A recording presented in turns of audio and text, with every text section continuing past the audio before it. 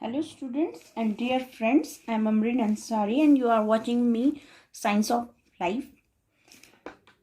Student आज हम अपना बायोटिक वाला जो टॉपिक है कंटिन्यू करते हैं, स्टार्ट करते हैं क्योंकि हमें एक फास्ट रिवीजन लगाना है, इसलिए मैंने टाइम वेस्ट ना हो मैंने उन्हीं नोट्स का यूज़ कर लिया जो कि मैं बच्चों को पढ़ाया है अब तक। ठीक है, अभी जो बच्चे लाइव पढ़ रहे हैं उन लोगों को पढ़ाया तो मैंने वही नोट्स आप लोगों के लिए यूज़ कर लिए। चलिए स्टार्ट करते हैं। हमने लास्ट टाइम पढ़ा था कि रिस्ट्रिक्शन क्या होते हैं। ठीक है, रिस्ट्रिक्शन एंजाइम्स यानी रिस्ट्रिक्शन एंजाइम क्या होते हैं, ऑप्टेंड फ्रॉम द यूकैरियोट्स। ये आप याद रखिएगा, रिस्ट्रिक्शन एंजाइम जो होते हैं वो ऑप्टेंड किए जाते हैं कहाँ से, प्रोकैरियोट से। हाईलाइट करती चलूंगी जो चीज़ आपको याद रखने वाली है। ठीक है, अब ये बात करें कि ये प्रोकैरियोट कहाँ से आया है, नेचुरल डिफरेंस से। ठीक है, नेचुरल डिफरेंस में अब हम बात करेंगे इसमें मैकेनिज्म में जो है वो दो हैं आपके। एक है हमारे पास इसका जो है वो एक होता है रिस्ट्रिक्शन एंजाइम और दूसरा होता है मेथिल ग्रुप, यानी दो चीज़ें मिलकर ठीक है क्या बना देती हैं, इकोलाई बना देती हैं। ठीक, समझ आ रहा है आपको, यानी हमारे पास एक इकोलाई बैक्टीरिया, हमारे पास एक इकोलाई बैक्टर फेज आ जाती है। ठीक है, जैसे हम बात करेंगे इकोलाई से हमने क्या लिया, रिस्ट्रिक्शन एंजाइम लिया है, और वेक्टर हमारा कहाँ से आया, बैक्टीरियोफेज से आया है। ठीक है, ये दोनों आपस में ज्वाइंट हो जाएंगे। अब वो कह रहे हैं around 900 enzyme isolate till now, यानी अब तक हमने कितने एंजाइम आइसोलेट कर लिए हैं, 900 एंजाइम हम अब तक आइसोलेट कर चुके हैं, लेकिन जो उसमें यूज़ हो रहे हैं वो सिर्फ 230 ही यूज़ हो रहे हैं।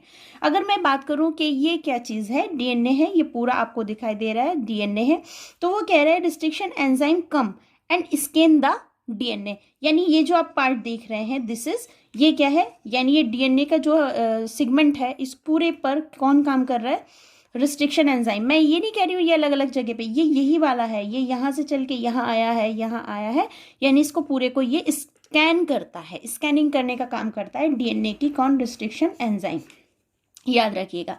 अब हमने कहा है every restriction enzyme has recognisation side, यानी सब में एक रिकोनाइज्ड साइड होती है to the select the specific area. हर रिस्ट्रिक्शन एंजाइम अलग होता है और वो एक स्पेसिफिक एरिया को कट करता है। ठीक है बेटा, यानी ये नहीं होता कि एक ही रिस्ट्रिक्शन एंजाइम होगा, कोई भी रिस्ट्रिक्शन एंजाइम कहीं से भी कट कर सकता है, नहीं, बल्कि वो अपनी एक सिलेक्टिव जो एरिया होता है, एक साइड होती है उसकी, उसी पे वर्क करता है लाइक दिस। यानी रिस्ट्रिक्शन एंजाइम ने स्कैन किया है और अपने कोई स्पेसिफिक एरिया को देखा और वहीं पे उसने क्या लगा दिया है, कट लगा दिया है। कट लगाने के बाद में उसने वहीं से एक अपना सेगमेंट क्या कर दिया है, सेपरेट कर दिया है। चलिए देखते हैं आगे। उम्मीद करती हूँ आपको समझ आ रही होगी, राइटिंग भी मेरी बहुत फास्ट बच्चों को क्लास लेते हुए पढ़ाया है, सॉरी। ठीक है, तो ये समझ आ रहा होगा। जो हमारे यूपी बोर्ड के स्टूडेंट हैं उन्हीं के लिए मैं हिंदी में एक्सप्लेन कर रही हूँ, सुनते जाओ बच्चों, ये चीज़ आपका कंसेप्ट क्लियर करेंगी, नीट वालों के लिए बहुत इंपॉर्टेंट है। चलिए, वो कह रहे हैं the restriction enzyme break the sugar and the phosphate chain, यानी शुगर और फॉस्फेट की जो चेन होती है आपकी उसको क्या करता है, ब्रेक कर देता है, because the sugar phosphate are the क्या होते हैं, बैकबोन ऑफ डीएनए। क्योंकि शुगर जो आपका रिस्ट्रिक्शन एंजाइम होता है, रिस्ट्रिक्शन एंजाइम जो आपका आरई है वो ब्रेक करता है शुगर और फॉस्फेट को की चैन को, ये अंडरस्टूड है। क्योंकि जो शुगर और फॉस्फेट की चैन होती है it is the backbone of the DNA. ठीक है, डीएनए की बैकबोन होती है और वो क्या, एंड ब्रेक द, भाई ये चीज़ होती है। सॉरी, ये किसी टेक्निकल प्रॉब्लम की वजह से रह गया था पीछे। चलिए कंटिन्यू करते हैं हमारा चैप्टर। ठीक है, चलिए, तो हम यहाँ पर थे कि जो हमारा रिस्ट्रिक्शन एंजाइम्स होते हैं वो शुगर फॉस्फेट की चैन को ब्रेक कर देते हैं। अब हमने कहा रिकॉग्नाइजेशन जो साइड होती है, यानी उसमें पैलिंड्रोमिक सीक्वेंस हम इसको कहते हैं, यानी इसमें क्या होता है, दोनों साइड से कोई भी डीएनए होगा वो दोनों साइड से उसके एलील सेम सिचुएशन पर मिलेंगे।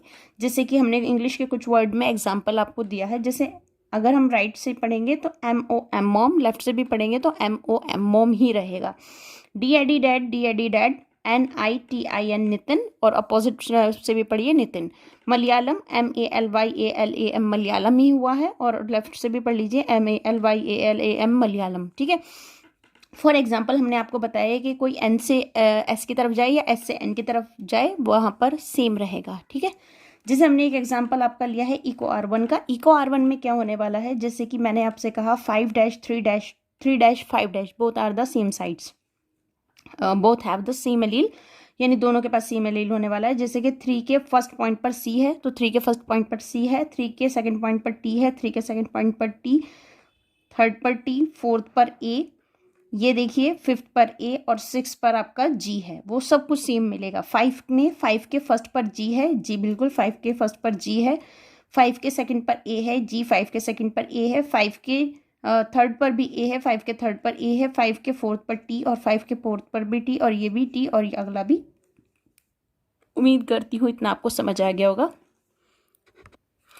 तो देखिए नेक्स्ट एग्जाम्पल है बेटा हमारे पास नेमिंग ऑफ रिस्ट्रिक्शन एंजाइम के, किस तरीके से हम जो रिस्ट्रिक्शन एंजाइम है उसके नेम रखे जाते हैं। नेमिंग ऑफ रिस्ट्रिक्शन एंजाइम, ये नेक्स्ट है हमारे पास पॉइंट हमारा, ठीक है। तो इसमें क्या होगा, ECOR1I, ठीक है। तो इसमें क्या होगा, फर्स्ट सेकंड थर्ड फोर्थ ये क्या होंगे, रोमन नंबर दिए हुए होंगे, ठीक है। ये जस्ट रोमन नंबर है, कौन पहले और कौन बाद में। E4 क्या होगा हमारे पास, एरिशिया ये दिया होगा आपका, यानी इसका जिनस होगा, ठीक है। ई को क्या है, को आपकी जिनस के बाद स्पीसीज आती है, को आपकी स्पीसीज है। आर क्या है, आर हमारा है स्ट्रेनिंग, ठीक है, यानी स्ट्रेन या इसको कह सकते हैं वैरायटी। और जो हमारे पास 1 2 3 या फिर जो भी आपको दिया हुआ होता है वो स्ट्रेनिंग के अकॉर्डिंग आपको यहाँ पर लगाते हैं, 1 लगाते हैं, कभी 2 लगाते हैं। और ये जो आपको दिया हुआ है रोमन नंबर, ये होता है ऑर्डर, ठीक है, जो कि रोमन में देते हैं। जैसे कि एक एग्जांपल और हमारे पास आ रहा है, नेक्स्ट एंजाइम है हमारा हिंद सेकंड। हिंद सेकंड ये हिंदी सेकंड नहीं है, ठीक है, हिंद सेकंड एक एंजाइम का नाम होता है। ये क्या काम करता है, this is the first restriction enzyme, यानी अगर हम बात करें कि फर्स्ट रिस्ट्रिक्शन एंजाइम का नाम बताइए तो दैट इज हिंद। जिसमें कि पहला क्या होगा, हीमोफिलियम, यानी पहला इसका जिनस होगा। जिनस क्या है यहाँ पर, हीमोफिलियम से H लिया गया है, ठीक है। I लिया गया है इंडिफेस से। इन्फ्लुएंस के बाद में हमारे पास आया एन हुआ द नेम ऑफ स्ट्रेन, यानी वेराइटी हो गई। और लास्ट में जो सेकंड लगाया है, it is the just Roman number. तो ये आपको समझ आ गया होगा। चलिए स्टार्ट करते हैं। These were isolated from the, ठीक है, या first isolated by the harbour, ठीक है। W अर्बर ने इसको 1962 में एक बैक्टीरिया से आइसोलेट किया था। अगर मैं बात करूं अर्बर स्मिथ, इसमें 1972 में इस पर किस किसने वर्क किया, एक हमारे अर्बर थे, एक श्मिट थे और आपके नेथन थे, ठीक है। इन सबको इसके लिए अवार्ड मिला, नोबेल प्राइज इन लोगों को मिला था, अकेले को नहीं मिला था अर्बर्ट को, बल्कि इन सबको मिला था, क्योंकि इन्होंने इससे बाद में जाके और इसका जो होता है अंदर डीप स्टडी की थी, ठीक है, तब जाके इन्हें नोबेल प्राइज मिला था। उन्होंने कहा है कि restriction enzyme are the produce by the bacteria, ठीक है। जो रिस्ट्रिक्शन एंजाइम होते हैं बैक्टीरिया से प्रोड्यूस किए जाते हैं, ये आप समझ के चलिएगा। और ये तो आपकी एनसीईआरटी की लैंग्वेज है, जो मैंने अब तक पढ़ाया है वो यही चीज़ें लिखी हुई हैं, एनसीईआरटी की लैंग्वेज है जस्ट।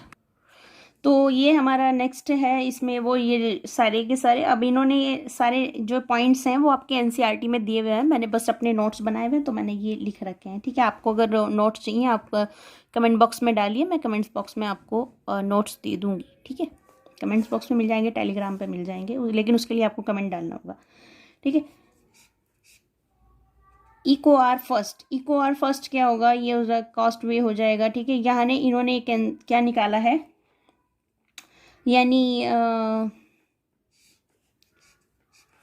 कट्स फ्रॉम सेंटर, जहाँ पे आप सेंटर पे कट लगाएंगे वो कौन लगाएगा, रिस्ट्रिक्शन सेंटर, ठीक है, रिकॉग्नाइजेशन सेंटर। यानी पहले अगर हमें बीच से कट करना है तो हमें जो होता है कि जो हमारा ECOR1 का हमने जो DNA लिया है, हमें क्या करना है, उसकी रिकॉग्नाइजेशन साइड देखनी होगी, और उसकी रिकॉग्नाइजेशन जो साइड है वो हमने सेंटर में सिलेक्ट की है। तो सेंटर में हमने सिलेक्ट किया, सेंटर से कट करना है, हम यूज़ करेंगे एंडोन्यूक्लियस का, आपको पहले भी बताया था, ठीक है। एंडोन्यूक्लियस सेंटर से कट करता है, ठीक है। किनारों से अगर कट करना है, किनारों से कट करने के लिए आप यूज़ करेंगे एक्सोन्यूक्लियस।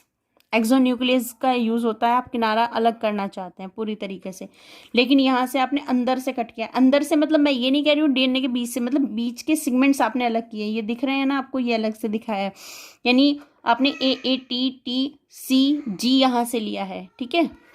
बीच से आपने सारा पोर्शन निकालना है अलग, ठीक है। तो सेंटर आपने कट किया है, तो हमने किसका यूज़ किया है, एंडोन्यूक्लियस का। अगर हम किनारों पर से साइड पूरी साइड्स निकाल लें, जैसे कि हमने इसको आपने क्या निकाल लिया, इसको सेपरेट कर लिया है, ठीक है। पूरा आपको चाहिए, पूरा का पूरा आपको चाहिएगा, तो हम पहले रिकॉग्नाइजेशन साइट देखेंगे और फिर वहाँ पर दोनों तरफ क्या लगा देंगे, एंजाइम लगा देंगे। एंजाइम कौन सा होगा, एक्सोन्यूक्लियस होगा, ठीक है।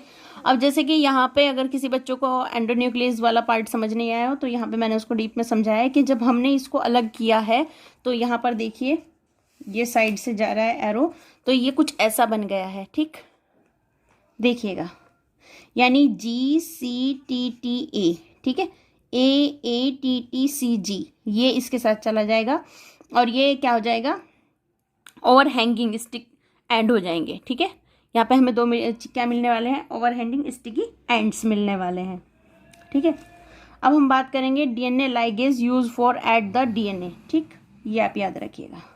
ये टेबल है जो आपको NCERT में प्रोवाइड कराई हुई है, ठीक है। पुरानी NCERT में दी हुई है, नई में इसमें थोड़ा सा चेंजेस दिए हुए हैं। जैसे कि हमने यहाँ पर कुछ एंजाइम है, ये तो आप उसमें से NCERT में से पढ़ सकते हैं और ये बहुत यूजफुल है, इंपॉर्टेंट है फॉर नीट एग्जाम, ठीक है। बोर्ड एग्जाम के लिए तो मैं शायद इतना नहीं कहूँगी, एक आधा एंजाइम हिंद एंजाइम पूछ लेता है उसमें से, या रिस्ट्रिक्शन, जो अब तक पढ़ाए हैं वो बोर्ड के पॉइंट ऑफ व्यू से इंपॉर्टेंट है और ये सारे आपके नीट के पॉइंट ऑफ व्यू से बहुत। तो यहाँ पर एक एग्जाम्पल आपको और देखने के लिए मिल रहा है कि उसको किस तरीके कट करेंगे। इसे फर्स्ट भी मैं कह देती हूँ, ठीक है। फॉर एग्जाम्पल में यहाँ पे वो क्या कह रहा है कि बिल्कुल आपको मतलब ऊपर से नीचे, मतलब इक्वल सेंटर और इक्वल कट करना है। वहाँ पे हमने क्या किया था, वहाँ पे हम या तो सेंटर कट कर रहे थे या फिर हम साइड से साइड पे इक्वल कट कर रहे थे, लेकिन यहाँ पे सेंटर इक्वल कट करना है। सेंटर इक्वल कट करेंगे तो वहाँ पे हमारे पास क्या होगा, देखिए यहाँ पे लगाएंगे रिस्ट्रिक्शन एंजाइम। रिस्ट्रिक्शन एंजाइम निकाल के हमने ये सेगमेंट क्या किया है, ये सेगमेंट हमने सेपरेट कर लिया है, ये आ गया है ये वाला सेगमेंट, ठीक है, ये पार्ट यहाँ पे आ गया है। अब हमने क्या किया है, हमने इसके साथ किसको, ग्लू का नाम दे रहे हैं हम, ठीक है, कह सकते हैं बायोलॉजिकल ग्लू है लाइगेज। ग्लू मतलब जोड़ने का काम करता है। ग्लू आपको पता ही, आप सब यूज़ करते हैं अपनी कॉपी चिपकाने में, जो भी पेपर चिपकाने में आप यूज़ करते हैं। तो हम लोग यहाँ पे जो ग्लू कह रहे हैं वो किसे कह रहे हैं, लाइगेज को। यानी जो आपने डिज़ायरेबल जीन निकाला है, हमने यहाँ से जीन निकाल लिया है और ये जीन निकाल के जो डिज़ायरेबल हमारा जीन है, ठीक है, उस पर हमने लगाया है लाइगेज। लाइगेज लगाने के बाद में हमने उसको जो है वेक्टर हमारा था, जो आपने स्टार्टिंग में पढ़ा था फर्स्ट लेक्चर में, ठीक है, तो वेक्टर का ये पूरा पार्ट वेक्टर का है, लेकिन ये अननेसेसरी पार्ट है जिसको हम रिमूव कर देंगे, ठीक है। तो ये सारा पार्ट हमारा क्या हो जाएगा, वेक्टर हो जाएगा। ये रहा आपका वेक्टर, ठीक है, ये आ रहा है, ठीक, ये आपका वेक्टर है। फिर ये यहाँ पर आएगा और यहाँ पर ये डिज़ायरेबल जीन है जो इस पर ऐड कर दिया गया है, ठीक है। तो ये जो वेक्टर हो गया, ये कौन सा हो गया, इसमें नए कॉम्बिनेशन हो गए हैं, नया कॉम्बिनेशन हो गया है, नए जीन ऐड हो गए हैं, तो इसे हम कहते हैं रिकॉम्बिनेट वेक्टर। अब ये जो रिकॉम्बिनेंट वेक्टर है आपका, इसको हम क्या करते हैं बच्चों, इसे हम ट्रांसफ़र कराते हैं होस्ट में, ठीक है। स्टार्टिंग में फर्स्ट लेक्चर में मैंने आपको बताया था, यही काम पूरी बायोटेक में होता है, ठीक है। अब हम क्या कर रहे हैं वो आप देखिएगा, ये यहाँ पे एक नोट आप याद रखिएगा कि वो जो एल्केनाइड फॉस्फेट होता है, ये वर्क करता है सेपरेट करने में, जो हमारे मतलब यहाँ से वेक्टर के जो पोल्स होते हैं उनको सेपरेट करने में, उसके एंड को सेपरेट करने में एल्केनाइड फॉस्फेट का यूज़ किया जाता है। नीट के पॉइंट ऑफ व्यूज़ में काफ़ी इंपॉर्टेंट क्वेश्चन ये माना जाता है और कई बार आपके बोर्ड में मल्टीपल चॉइस में दे देता है, ठीक है। वेक्टर जो होता है, अब हम वेक्टर को, जो हमने वेक्टर तैयार किया है, ये इसको हम ट्रांसफ़र करने वाले हैं, ठीक है। कहाँ कर रहे हैं, अब हमने क्या किया है कि यहाँ पर हमने कोई सेल है हमारी पूरी, ठीक है। अब हमने इसमें एक वेक्टर डाला है जो कि यानी होस्ट सेल है, ठीक है, ये होस्ट सेल है और ये आपके होस्ट सेल का वेक्टर है। तो हमने जो ये वेक्टर डाला है, हमने इसमें कोई रिकॉम्बिनेशन नहीं किया है, host non recombinant transfer part, ठीक है। लेकिन हमने इसमें क्या किया है, इसमें हमने वेक्टर डाला ही नहीं है, नॉन ट्रांसफर होस्ट। होस्ट में हमने कोई भी वेक्टर ट्रांसफ़र किया ही नहीं, लेकिन हमने होस्ट रिकॉम्बिनेंट ट्रांसफ़र इसमें हमने ट्रांसफ़र किया है। तो हम देखेंगे इनमें सर्वाइवेशन के जो चांसेस होते हैं और वेरिएशन के, वो इसमें ज़्यादा होंगे, ठीक है। बच्चों ये चैप्टर्स बहुत ज़्यादा बड़े हैं और ताकि इन्हें तेज़ी से समझाया जा सके, इसलिए मैंने ये बहुत ज़्यादा मेहनत की है। पहले बच्चों को जो क्लास ली है, फिर उसको सारे को अब तुम लोगों को एक्सप्लेन कर रही हूँ। तो प्लीज़ जो भी समझना है बता दीजिएगा, वैसे सब चीज़ें वही हैं, ठीक है। क्लोनिंग क्या होता है? क्लोनिंग वेक्टर, क्लोनिंग करा रहे हैं आप, मैंने आपसे को बताया क्लोनिंग वेक्टर। क्लोनिंग किसे कहते हैं? हम कॉपी करने को। अब किसकी कॉपी? वेक्टर की कॉपी, ठीक है। वहां पे तो आप क्या कर रहे थे? जीन की कॉपी कर रहे थे, है ना, जीन क्लोनिंग। अब हम कर रहे हैं वेक्टर क्लोनिंग, यानी किसकी क्लोनिंग? वेक्टर की क्लोनिंग। चलिए, वो कह रहे हैं कि क्लोनिंग का मतलब होता है कॉपीज, ठीक है। वेक्टर होता है ट्रांसफर, क्या? Desirable gene. डिजायरेबल जीन को अभी ये रिवीजन समझ लीजिए आप इसी उसका, ठीक है। डिजायरेबल जीन होता है, हमने होस्ट में ट्रांसफर कर दिया है उसको, ठीक है। प्लाज्मिड जो होता है वो क्या होता है?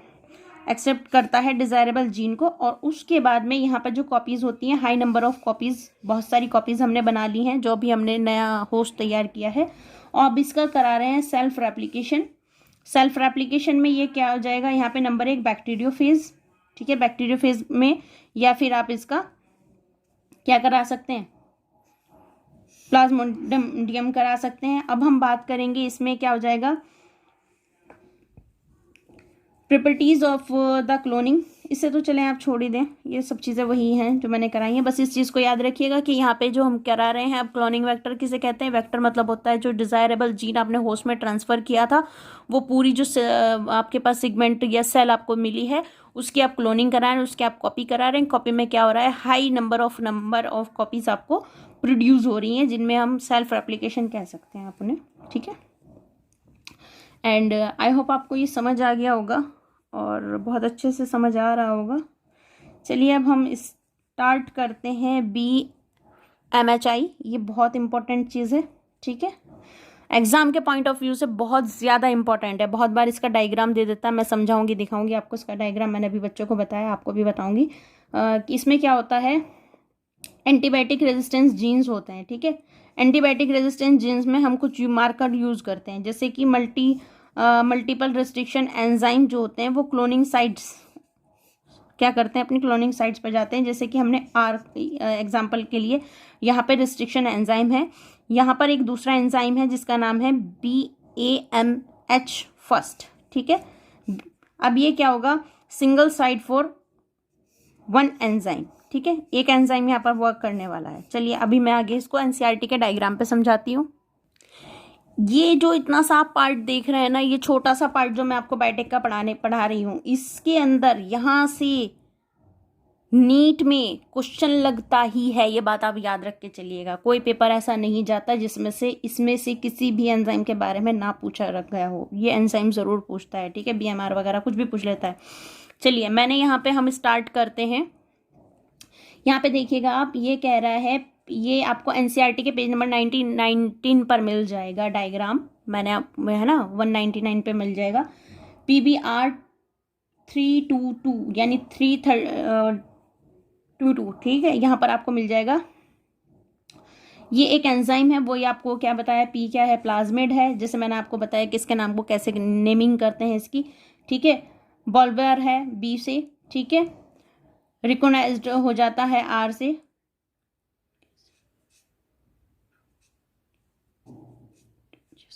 अब आपकी हम बात करेंगे कि ये क्या है। ये एक कॉर्ड है किसका? This is the plasm form. Plasma की एक फॉर्म हो जाती है जो साइंटिस्ट अलग अलग कोड दे सकते हैं। एक एंजाइम के बारे में आपने पढ़ा है हिंस सेकंड, यहाँ पर देखिए हिंस थर्ड है, ठीक है। ये क्लेक फर्स्ट है, ये इको आर फर्स्ट है, ठीक है। इको आर फर्स्ट के बाद PVU भी मिल जाएगा आपको। पिफास्ट फर्स्ट मिल जाएगा आपके पास। बाम H1, ठीक है। ये इंपॉर्टेंट है आपके पास। सेल फर्स्ट, PV सेकंड, यानी फर्स्ट यहाँ पर है, ठीक है। VU और सेकंड ये रहा, ठीक। ऐसे आपके पास रोप मिल जाएगा और गी मिल जाएगा। इस तरीके से ये डिफरेंट है। यहाँ पर AMR मिल जाएगा और ये आपको टेस्ट मिल जाएगा। और इसको आप पूरी तरीके से, मतलब ये जो कई बार आपको डायग्राम देके ना, इसकी लेबलिंग कराने के लिए बोल देता है। मतलब डायग्राम दे देगा, फिर सीक्वेंस पे लेबलिंग दे देगा, उस पर आपको टिक करना होता है। कई बार आपको क्या कर देगा कि कोई भी यहाँ पे ये लगा के दे देता है, ठीक है, कि ये कहाँ लगेगी, इसकी सेफ साइट कौन सी है, कभी वो अंदर लगा दे के दे देता है। तो ये डायग्राम तो वो है जिसको आपको घोल कर पी जाना है, ठीक है। इसे हम एक्सप्लेन भी करेंगे। ये पूरा का पूरा एक प्लाज्मिड है। कैसे एक प्लाज्मिड को हमने तैयार किया है वो देखिए। वो कह रहा है व्हेन, जब desirable gene add with the, ठीक है, tetracycline resistance that is bomb first. यानी हम क्या कर रहे हैं, डिजायरेबल जो जीन होता है, ऐसा नहीं होता आप डिजायरेबल जीन कहीं भी ऐड कर देंगे। समझ आ रही है आपको? आपने कोई डिजायरेबल जीन निकाला और आपको ले जाके आप प्लाज्मिड की किसी भी साइड को काट के वहां पर लगा देंगे, नो। बल्कि आपको सर्च करना होगा BAM-H1 कहाँ है, BAM-H1 पर ही आप अपनी जो डिजायरेबल जीन है उसको ऐड कर सकते हैं। इसी को हम क्या कहते हैं, टेट्रासाइक्लिन सिंथे, आप इसको टेट्रासाइक्लिन बोलते हैं, साइक्लिन बोलते हैं, या इसको सेंसिटिव, टेट्रासाइकिल सेंसिटिव भी हम कह देते हैं। ठीक है, ये बात आप याद रखिएगा, बहुत इंपॉर्टेंट है। वो कई बार पूछता है कि एक क्वेश्चन हमारे पास आ जाता है, क्वेश्चन भी कराऊंगी मैं आपको इसके नीट के। वो कई बार हमसे पूछ लेता है कि जो डिजायरेबल जीन है वो प्लाज्मिड में किस साइट पर ऐड किया जाता है, तो उसमें आपको ये बहुत सारे एग्जाम्पल दे देता है। तो उसका राइट आंसर है BAM-H1। ठीक है, चलिए अब BAM-H1, क्योंकि यहाँ पे आप डिजायरेबल जीन डाल रहे हैं तो पहले हमें इसके इन्वायरमेंट को मेंटेन करना होगा। इन्वायरमेंट को मेंटेन करने के लिए वहाँ पर आपको एंटीबायोटिक रेजिस्टेंस लगाने ही होंगे। अगर वहाँ पर एंटीबायोटिक रेजिस्टेंस नहीं होंगे तो आप अपना जीन तो ट्रांसफ़र कर देंगे, लेकिन वो वहाँ जीन सर्वाइव शायद ना कर पाए। तो इसीलिए वहाँ पर आपको क्या लगाना होगा, TATR लगाना होगा, यानी एंटीबायोटिक रेजिस्टेंस लगाने होंगे। ठीक है, अब इसका एक और काम क्या है, ये कह रहा है कि जब जैसे रिकॉम्बिनेशन बनने लगता है, यहाँ पर रिकॉम्बिनाइड होने लगता है, तो ये जो हमारी एंटीबायोटिक रेजिस्टेंस होती है ये ख़त्म होने लगती है। देखिए ये ख़त्म होने लगती है ड्यूरिंग द रिकॉम्बिनेशन। ठीक है, ये ख़त्म होने लगता है, तो यानी ये इसमें मिलने लगता है, ये इससे न्यूट्रिशन लेता है, तो डेफिनेटली इसको ख़त्म होना ही है। ठीक है, ये बात समझ के चलिए अब वो कह रहा है ऑरिजिन ऑफ रेप्लिकेशन, यानी ये इसके कहाँ मिलता है, इसके अपोजिट साइड पे यहाँ पर मिलता है रॉप के बाद, यानी टेस्ट के बाद में हमारे पास क्या मिलेगा, एक प्लाज्मिड मिलेगा, उसके बाद में एक और जीन सेगमेंट यहाँ पर मिलेगा जिसको हम रॉप कह रहे हैं, और उसके दूसरे साइड पे मिलेगा PVU सेकेंड, और उसके बराबर में फिर से प्लाज्मिड का कुछ एरिया होगा, उसके बाद में हमें मिलेगा ऑरी कहते हैं ऑरिजिन ऑफ रेप्लिकेशन। ठीक है, यहाँ से रेप्लिकेशन स्टार्ट होता है, कहीं और से स्टार्ट नहीं होता रेप्लिकेशन कहीं से भी स्टार्ट हो जाएगा, सबके अलग अलग फंक्शन है। ठीक है, अब हम देखेंगे नॉट, वो क्या कह रहा है आपसे, MPR एंड टेट्रा, यानी इन दोनों के बारे में बात कर रहा है। बोथ आर, दोनों जो होते हैं सिलेक्टेबल मार्कर, दोनों सिलेक्टेबल मार्कर हैं। ठीक है, दोनों सिलेक्टेबल मार्कर हैं, and desirable gene always add on the marker side, marker की साइड पर ही डिजायरेबल जीन ऐड होता है। ठीक है, आप यहीं पर जो होते हैं डिजायरेबल जीन को ऐड कर सकते हैं, ऐसा नहीं है और यहाँ कर दो कहीं भी, ऐसा कुछ नहीं है। ठीक है, ये जो ऑरेंज वाली लाइनें आपको दिख रही हैं ये इसीलिए बनाई गई हैं कि यही दो पार्ट ऐसे हैं जहाँ पर आप डिजायरेबल जीन को ऐड कर सकते हैं प्यारे बच्चों। चलिए, बहुत फास्ट चल रही हूँ, समझ आ ही रहा होगा, नहीं आ रहा होगा तो बता देना, स्लो चल लेंगे, इसमें क्या बात हो गई। ठीक है, लेकिन एग्जाम है आपका, फास्ट रिविजन करना पड़ेगा। ये तो अभी बायोटेक की पीछा नहीं छोड़ रही, बाकी सब कैसे करोगे, करेंगे, क्यों नहीं करेंगे। ठीक है, चलो प्लाज्मिड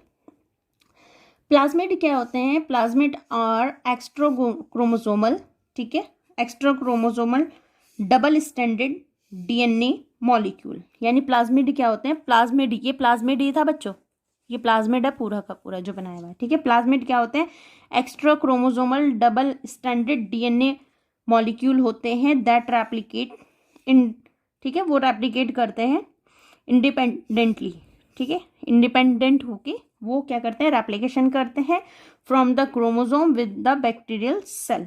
अब जैसे कि एग्जांपल में हमने क्या लिया, PBR322, ठीक है, या कह सकती हूँ मैं PBR322 ही बोल देती हूँ, उसको कोड मिला हुआ है। ठीक है, जो कि हमने अभी तक पढ़ा है, ये पूरा का पूरा इसका नाम है PBR।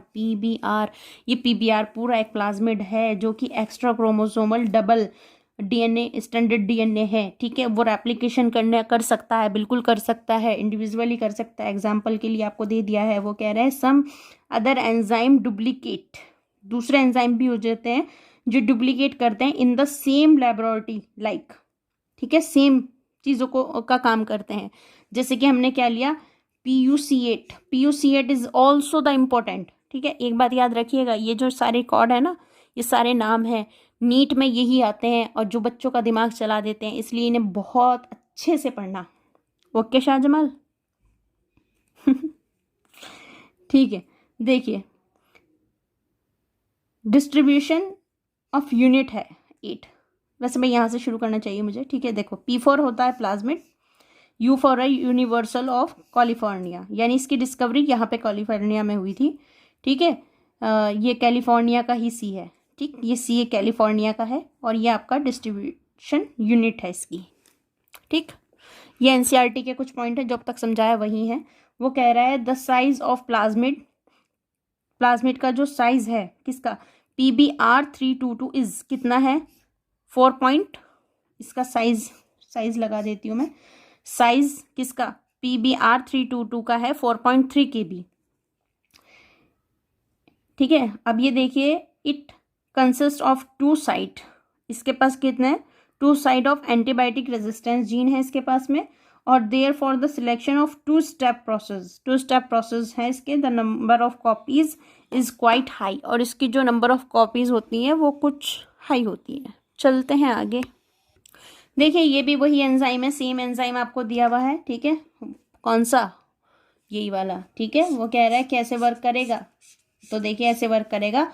PBr322 को हमने क्या किया, एक प्लाज्मिड है, बिल्कुल है, ठीक है। हमने इसको इंसर्टनल इंटरवेक्शन किया, इनएक्टिवेशन में हम इसको देखेंगे तो यहाँ क्या है MP यहाँ पर क्या है बाम H1 पर हमने डाला है डिजायरेबल जीन, और ये खत्म हो जाएगा टेट्रा R, यानी ये एंटीबायोटिक रेजिस्टेंस है, ये इसका यूज करता रहेगा, यानी ये इसका यूज करता रहेगा और ये फाइनली खत्म हो जाएगा, ठीक है। इनएक्टिवेशन किसका हो जाएगा, इसका हो जाएगा, यानी डेड हो जाएगी, इंसल्ट हो जाएगा, ये सब कुछ। जब ये पूरा प्लाज्मिड तैयार हो जाएगा तो हम यहाँ पर देखेंगे कि ए में प्लाज्मिड नहीं था, तो नो ट्रांसफर प्लाज्मिड, हमने इसमें जो प्लाज्मिड है वो ट्रांसफर नहीं किया, तो इसमें कोई नए जीन आए या ये सर्वाइव करे, it is not too possible. ये क्या है नॉन रिकॉम्बिनेशन प्लाज्मिड, इसमें कोई रिकॉम्बिनेट डाला ही नहीं है, तो ये अपने ही जैसी सेल को प्रोड्यूस करने वाला है। अगर इसकी क्लोनिंग कराएंगे अपनी सेल जब जैसे सेल लेकर आएगा। But if you talking about the this plasmid, तो ये कैसा है रिकॉम्बिनेट प्लाज्मिड है। रिकॉम्बिनेट प्लाज्मिड ट्रांसफॉर्म करेंगे, अब ये दोनों जो होते हैं बोथ आर ट्रांसफर प्लाज्मिड, दोनों जो प्लाज्मिड है वो ट्रांसफॉर्म प्लाज्मिड हो जाता है, स्लिप ऑफ टंग, ठीक है। ऑल आर इन एम्पिसिलिनियम मीडियम, यानी दोनों को हमने कहाँ रखा एम्पिसिलिन मीडियम में रखा। पहले तो हमने क्या कहा कि ए नॉट ग्रो, पहले वाला तो ग्रो नहीं करेगा क्योंकि उसके अंदर प्लाज्मिड ही नहीं डाला, देखिए प्लाज्मिड नहीं है तो ग्रो कहाँ से करेगा। फिर grow occur but not give any new character, हाँ ये ग्रो करेगा लेकिन कोई नया कैरेक्टर नहीं देगा, क्योंकि ये कहेगा क्यों दूं नया कैरेक्टर, आपने मुझे दिया क्या जो मैं आपको दूं, तो इसके पास नहीं है, तो ये आपको कैसे दे देगा, नहीं देगा, ठीक है। अब हम सी की बात करेंगे, सी को न्यू कैरेक्टर ऐड कराया है तो वो कहेगा सी 100% ग्रो करेगा और नए कैरेक्टर्स आपको देगा, क्योंकि आपने उसको दिया है तो वो आपको देगा। चलिए देखते हैं AMPR का क्या काम हो रहा है, ठीक है। AMPR क्या करता है, help in selecting transform from, ठीक है, transform from the non transform, ठीक है, हेल्प करता है सिलेक्टिंग ट्रांसफॉर्म की नॉन ट्रांसफॉर्म में, ठीक है। अब हम कहेंगे टेट्रासाइक्लिंग हेल्प करता है किसमें, identify the recombinant from the non combinant, ठीक है। ये काम किसका है, टेट्रासाइक्लिंग का है। अब हम बात करेंगे MPR क्या होता है, टेट्रासाइक्लिंग बोथ फंक्शन, दोनों फंक्शन कर देता है कैन अकर, यानी अगर हम चाहते हैं कि दोनों ही काम किसी से करा लें तो वो किससे कराएंगे, वो ये एंजाइम आपके दोनों काम कर देगा। क्या नाम है, PUC8 मैंने अभी आपको बताया था। ये कुछ लाइनें आपको दी हुई हैं NCERT में जो मैंने इसमें ऐड कर दी हैं। ये सारी लैंग्वेज मेरी है, ये लैंग्वेज NCERT की है, एज इट आपको दे रखी है, यही है जो समझाएंगे पढ़ लेना, ठीक है। वो कह रहा है डिसएडवांटेजेस ऑफ किसके, PBr332 के, और कब डिस्कस करेंगे, नेक्स्ट लेक्चर में। कब करेंगे, जब आप कहेंगे, आप कब कहेंगे वो आपको पता होगा, ठीक है। तो यहाँ तक का हमने इसको कर लिया है। अगर डिफ़िकल्टीज आ रही हैं तो कमेंट बॉक्स में डालिए, चीज़ों को ईजी बनाया जाएगा। हो सकता है मेरी स्पीड आपको फास्ट लग रही हो, बट फास्ट रिविजन है तो फास्ट तो होगा। Thank you for watching this video, thank you so much.